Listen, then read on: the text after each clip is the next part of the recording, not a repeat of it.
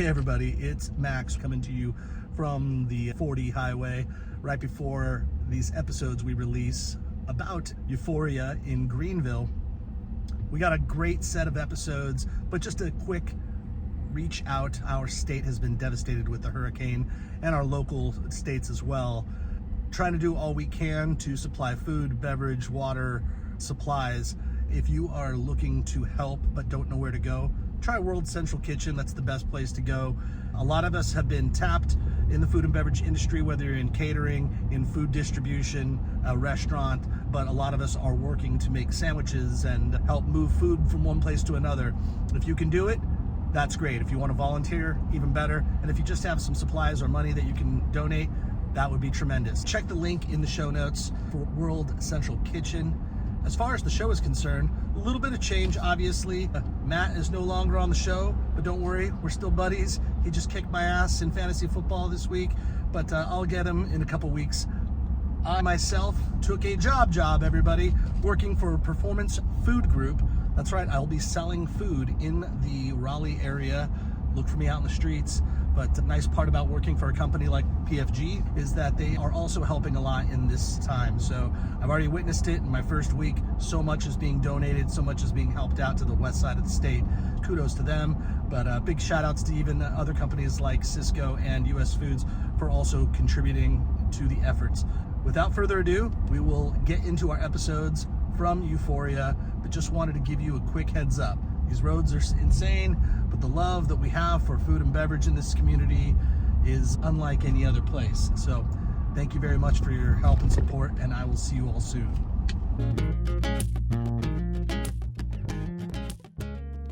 Hello, and thank you for listening to the North Carolina Food and Beverage Podcast. I am your co-host, Max Trujillo. And I'm your co-host, Swarup Bandyopadhyay. Yeah, man. Nice to have you on the show. Swarup is a good buddy. Been on the show a few times. At least once, that's for sure. Yeah. Maybe twice. You helped out when we interviewed Jen from Raft Wine. Back in the day. This is pre-pandemic. It was actually on the day that Ashley Christensen won the James Beard Award in 2019. That was great. Yeah. But today is sometime in September, and we're in Euphoria in Greenville, South Carolina, so we're a little out of our general vicinity as the North Carolina podcast, but we break the rules every now and then, and it's a good reason to break it because Euphoria is quite a time. It was the party in the park. We're at Fluor Field, home of the Greenville Drive. The Drive, which is a theater with the Red Sox. Great green wall right over there. Oh, that's right. Oh, okay, cool. Yeah. And the voice you just heard is Chef Michael Kramer. Hello, Michael. How are you? It's good to have you here. Good to be here. So Michael Kramer, chef, owner of Gianna, which you just released a cookbook. So if you're watching our show at all, you can see this is beautiful and it's substantial. You got a few hundred pages in here filled with... Yeah, it crept into the 300 mark.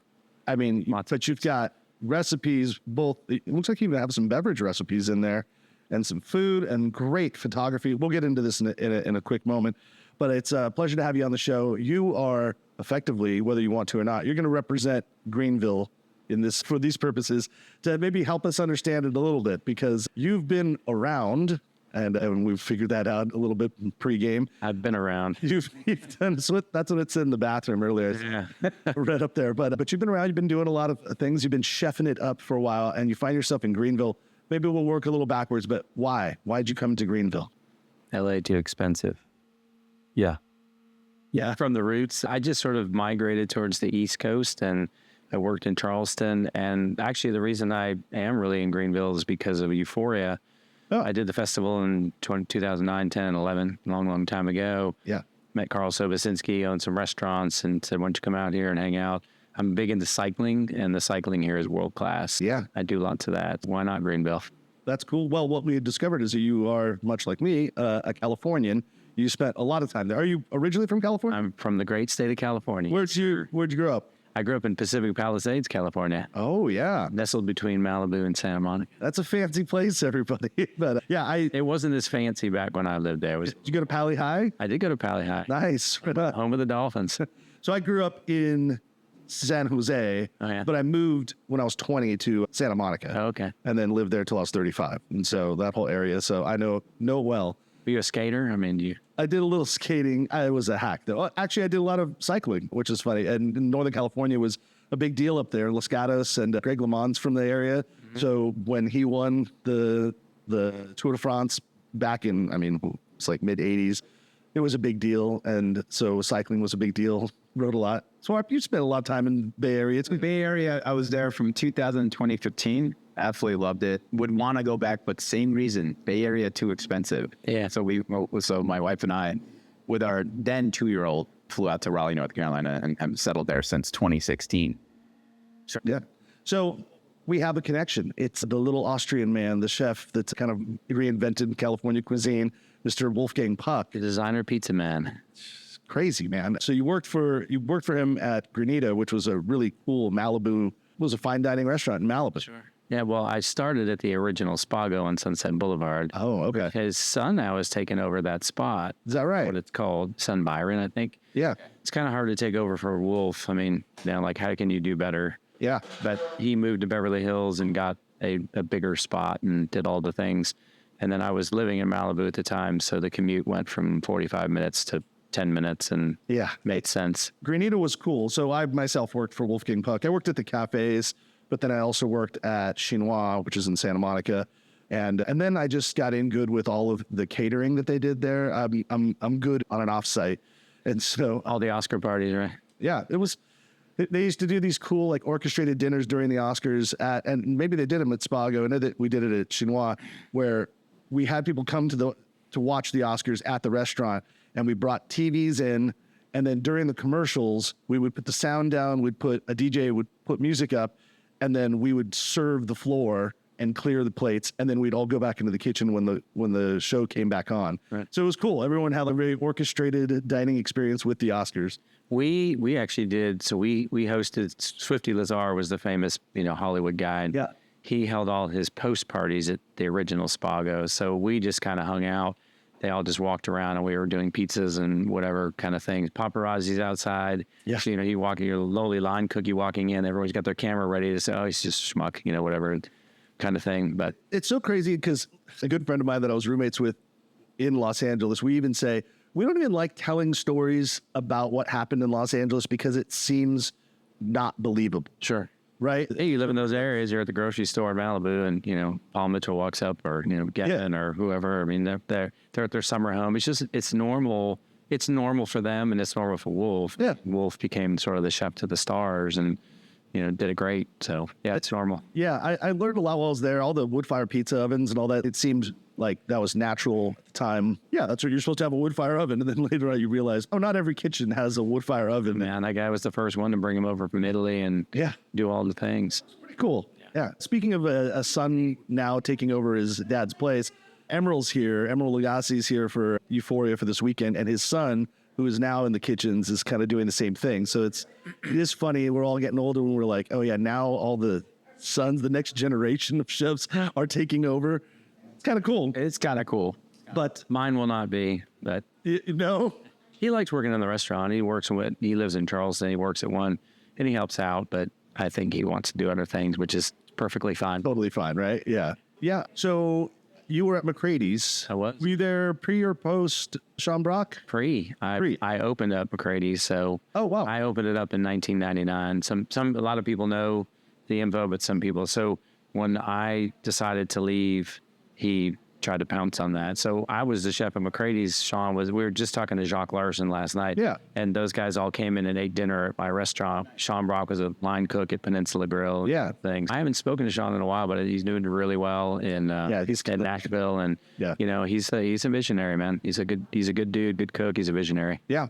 So I haven't eaten any of your food before. So maybe for our listeners, what kind of food are you putting out?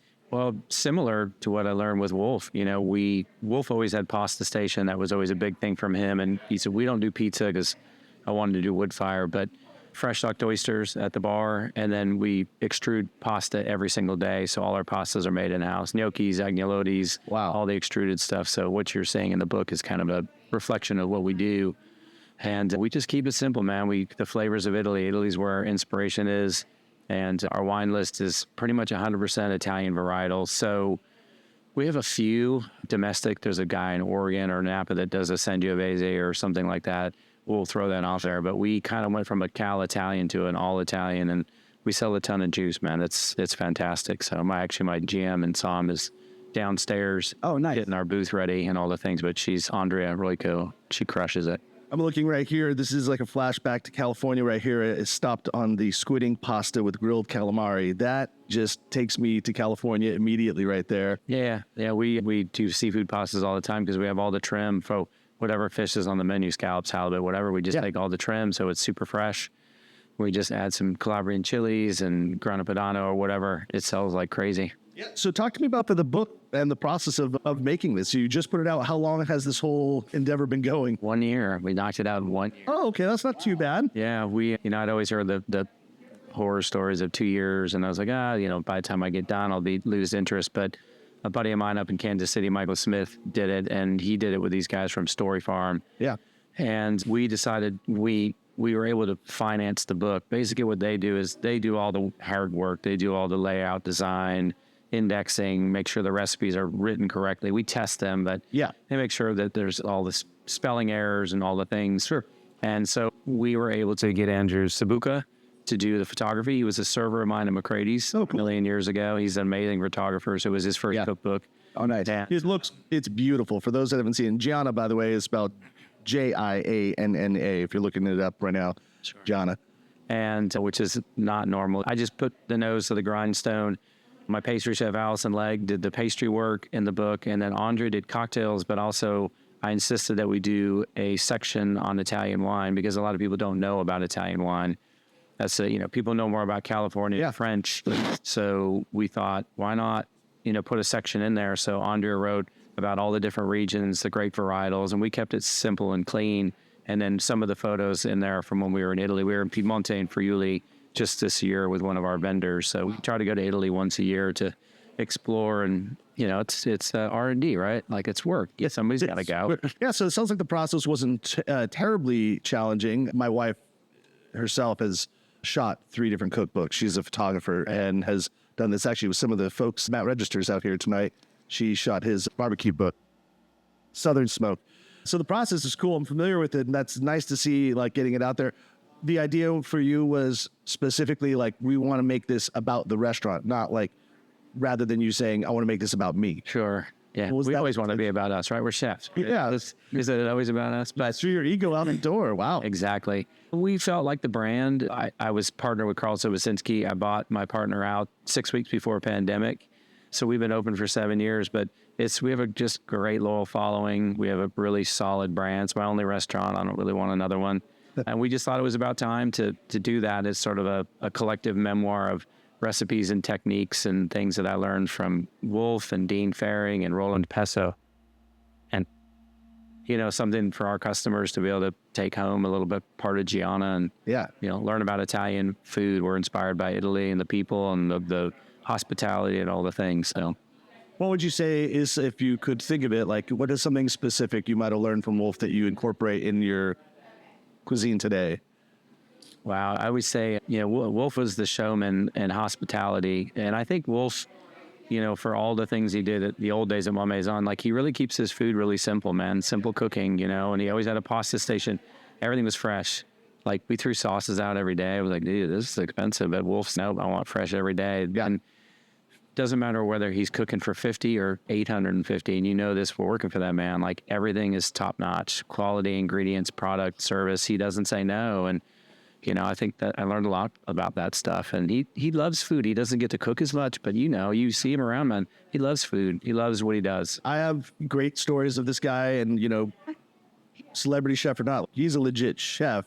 He cooks, but he is the prototypical restaurateur, because he really does love being in the front of the house and shaking hands, kissing babies, and like getting out there. And yeah, he's the one that invented the open kitchen because he wanted people to be able to see like the performance that's going on back there. I've watched that guy get on the line in the middle of a shift when there's a new line cook and he's like showing him fish, and he'll just get in when there's already like 20 tickets in the row. Get in your way. And he just like, boom, I'm on this. I'm going to do this next one. And he's like showing him how to sear the fish the proper way.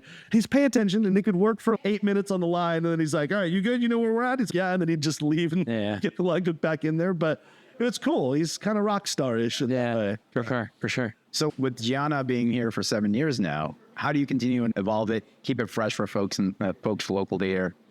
We have so many new folks moving here. It's just like, man, oh man. Yeah, this city is blowing up. Isn't it? I mean, knock on wood, business has just been rocking for really everybody. Yeah. And we keep the menu fresh all the time, new wines, different faces, different things happening. But, you know, we feel like we're kind of a tried and true go-to spot. And Greenville, like I said, people are visiting Greenville more. People are coming in. Their kids go to Clemson or the kids go to Furman University. Yeah. So there's always all that happening. There's so many festivals going on. There'll be Fall for Greenville coming up. Cycling is huge in Greenville. You know, George Hincapie lives here, Christian Vanderbilt, Bobby Julich, all her World Tour pros, buddies of mine. I talk about cycling in the cookbook as well. Yeah. How it sort of saved my life and kept me out of the bars and late night and silliness and whatnot. Nice.